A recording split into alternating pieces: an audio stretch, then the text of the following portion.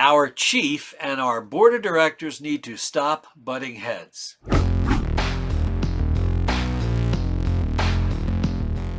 Hey, this is Billy Goldfeder answering some questions from you as part of our What's Your Problem series hosted by FireRescue1.com and Lexipol. Here's today's question. How do you connect the minds and motivations of our department's board of directors with the fire chief and our volunteers so they can stop butting heads and start being effective? All right, so let's see what we're going to do about that one. You know, I get so tired of this. When we lose focus of the mission is when we start worrying about other silly crap. When we start focusing on personalities is when we lose focus on what's important. The board of directors and fire chief have two totally different roles and responsibilities. Now, clearly, the fire chief reports to the board of directors. But the board of directors has a fire chief who's their expert, who's supposed to run the fire department day to day. Now, here's probably what's going on, because what I just painted for you is the best case scenario. Here's probably what's going on, because I don't have you here to have a discussion with. The board of directors are either made up of past fire chiefs or past members or active members, all right? And we all know each other. And that's our problem. The past fire chiefs who serve on board of directors are still living.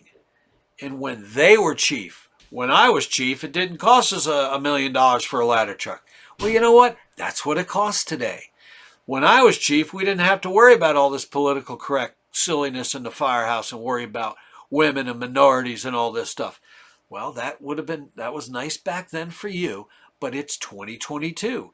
And we're going to operate differently. So where I'm going with this is the members of the board of directors need to have a relationship with the fire chief, that the fire chief is your SME, your subject matter expert. And that's who you listen to. Now, if you don't like that fire chief, and there are valid reasons that the fire chief is not meeting the needs of the board of directors, then find a new fire chief. But for the orchestra leader, okay, who's your band director, right? There's got to be that smoothness between the firefighters, the chief, and the board. Every once in a while, there's always going to be some sort of little issue here or there. But if it's constant, as you have explained to me and how you wrote in, then this is not working. This is not a marriage that's going to work. And it's going to interfere with the volunteers doing their job. It's going to be reflective on the reputation of the community. So how do you get them to fix it? First, we make sure that the board of directors have job descriptions that clearly identify what their job is and what it isn't. Now, you may want to use your department's attorney to help put that together, so it's based upon law, not someone's opinion. What does the law say the board is supposed to do? Then just do that. That's your job. If you don't like the fire chief and you're a member of the board of directors, but it's not for professional reasons, get over it, go for counseling, calm down, get a prescription, whatever it takes for you to work with this person.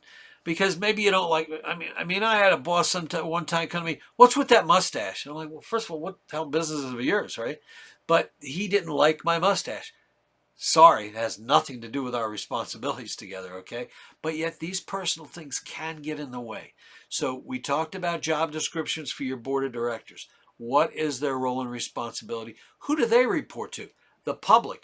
So the question to the board is, your bickering and your issues, are you truly representing the best needs of the public? Now, well, my job is to be fiscally responsible. That's right, it is, and you should be. The laws are clear about that. But it doesn't mean that you get in the weeds to decide, well, we need this brand air pack or this brand truck. Stay out of that. That's why you have a fire chief. Speaking of job descriptions, let's identify the fire chief's job description. And the fire chief's job description has also got to include the roles, responsibilities, communications lines to the board of directors. Typically, the fire chief should generally and daily report to the chairman of the board. That keeps things a lot easier, as opposed to you have 5 board members and the chief's talking to each of them on a regular basis. It's not going to work out, okay? So, job descriptions. Board members, what is your role and responsibility? And then discussion on what is not. Fire chief, job description, where does it fit into the board of directors? as far as the volunteers and them being upset and stuff, the chief has a responsibility also to make sure what goes on with the board meetings doesn't have to it doesn't have to go back to the troops. I'm not talking about keeping secrets. I'm talking about if the chief and some of the board members didn't agree on something, but they figured it out, the chief has a responsibility to go back and positively represent how that meeting went. The chief should not go back and say, oh, that damn board, they argued with me. All it's going to do is add to fighting and lack of support and lack of confidence in the leadership. Because, chief, your firefighters are looking up at you, but they also see the board of directors as a critical role. So, how do you connect the minds and motivations of the department's board of directors? One, their focus is to do what's best and represent the needs of the public, set policy, set direction, and then the fire chief's job is to provide them with subject matter expertise. And then at the end, once everybody agrees, the firefighters carry out the mission. That's how we get it down. As far as the chief and the volunteers butting heads with each other, just fix it. Bring people in. Knock it off. Job descriptions, policies, procedures, and a clear understanding of what we're here for. So often, we get off what our mission is, and we get involved in so much other crap. Are the trucks getting out quickly? Are they getting out with qualified firefighters? Are you getting enough people on the first alarm assignment? Are the trucks adequate? Do they start right? Are you training regularly? Are you responding quickly? That's the stuff that's important. Just because you don't like so-and-so's haircut, or this one's ex-wife is now married to so-and-so who used to date, nobody cares. It's about focusing on the needs of the public. And the board of directors has to remember they have two customer groups. The one I just talked about, the public, but also your firefighters. You've got to take care of the needs of your firefighters as well. It doesn't mean they get everything they ask for, but especially you're dealing with volunteers. They're working for free. Meet some of their needs so there's this kind of happy median and there is actually a family environment. Thanks so much. And look, email Fire Rescue 1 with your questions.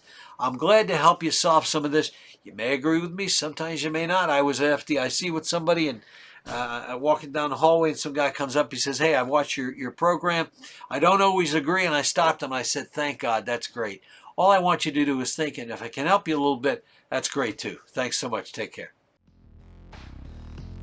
Hey, send me your ideas, your thoughts, your problems, issues. I'll be glad to address them on here. I hope you find this of interest. Take care.